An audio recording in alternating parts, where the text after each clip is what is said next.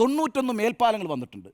ഈ രീതിയിലുള്ള വികസനം സംഭവിച്ചിട്ടുണ്ട്. ആ വികസനത്തിൻ്റെ മുഴുവൻ ഗുണഭോക്താക്കൾ ഈ പറഞ്ഞ് ഇന്ന് പ്രതിഷേധിച്ചിട്ടുള്ള പ്രതിപക്ഷ MLA-മാരടക്കമുണ്ട്. ഞാൻ പറയുന്നത് MLA-മാർക്ക് ചിലവാക്കാൻ കൊടുത്തു, അല്ലെങ്കിൽ MLA-മാർക്ക് കൊടുക്കുന്നത് മണ്ഡലത്തിലേക്കാണ് കിട്ടുന്നത്. മണ്ഡലത്തിൻ്റെ അടിസ്ഥാനപരമായിട്ടുള്ള ഗുണഭോക്താക്കൾ നമ്മൾ ജനങ്ങൾ തന്നെയാണ്.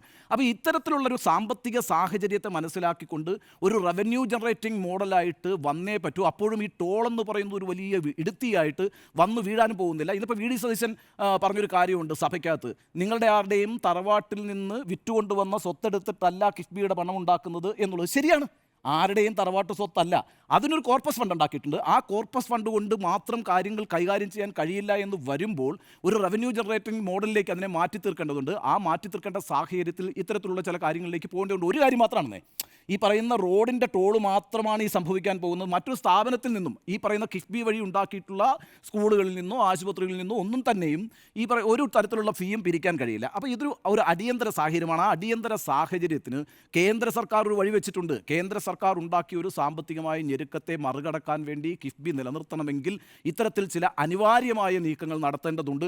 ഞാൻ വിചാരിക്കുന്നില്ല ഇതൊരു അതിഭീകരമായ സാമ്പത്തിക ബാധ്യതയായി സാധാരണക്കാരൻ്റെ തലയിലേക്ക് വീഴും എന്ന്.